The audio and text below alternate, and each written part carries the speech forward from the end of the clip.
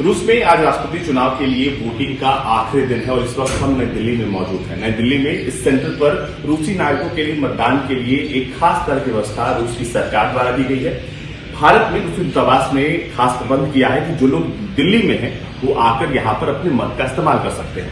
जैसे ही आप इस बिल्डिंग में आएंगे सबसे पहले आपको दिखाई देगा कि 3 कैंडिडेट से एक बड़ा सा ब्रोशर जिसमें किस पार्टी का कौन सा उम्मीदवार है उसके बारे में जानकारी, उसके पास कितनी संपत्ति है इसकी जानकारी, इसके अलावा ये चारों कैंडिडेट्स के बारे में पूरी जानकारी है। और यही चारों कैंडिडेट्स हैं जो कि इस वक्त रूसी चुनाव में खड़े हैं और इनके लिए रूसी नागरिक यहाँ पर वोट करने के लिए पहुंचे हैं। अब यहां से जैसे आप आगे बढ़ेंगे तो सिलसिला शुरू होगा, लेकिन उससे पहले हमारे साथ भारत में रूसी राजदूत सर, बहुत बहुत स्वागत है। डेनिस अल्पूफ साहब हमारे साथ हैं। सर, किस तरह का आज जो है रिस्पॉन्स देखने को मिल रहा है, क्योंकि भारत में चुनाव का ऐलान हो गया, भारत में और रूस में आज चुनाव का आखिरी दिन है, आज मतदान करेंगे। I will speak in English.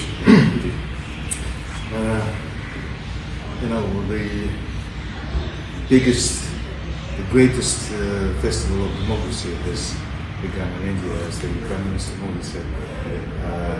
But in the greatest festival, we celebrate our own democratic festival today with the presidential elections.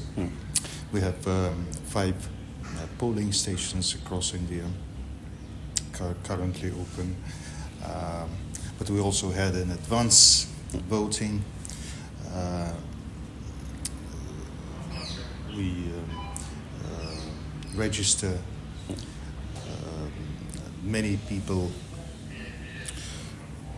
The officials of the embassy and various organizations posted in India taking part in the elections, but also many tourists have come, students studying in India, so we expect a good turnover by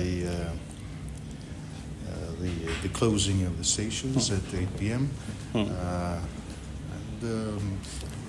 So far,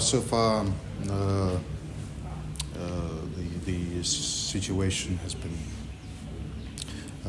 peaceful and orderly. Okay. That is also important. एक सवाल मैं add on करूंगा इसमें। गोवा और ऋषिकेश ये 2 प्रमुख शहर हैं जहां पे सबसे ज्यादा पर्यटक घूमने आते हैं, खासतौर पर रूस से।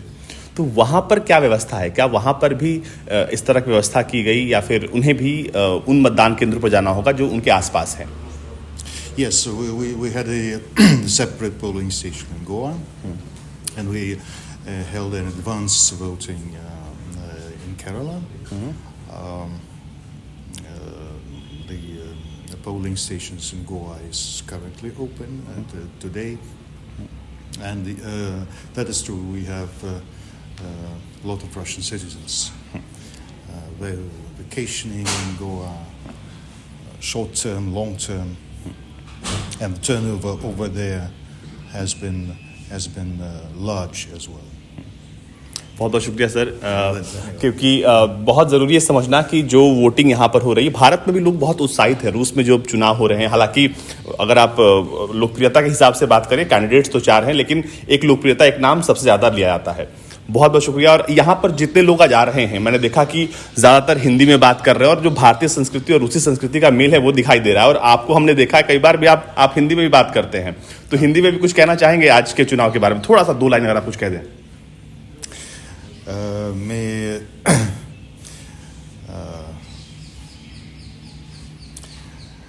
भारत और रूस के बीच संबंधों को शुभकामना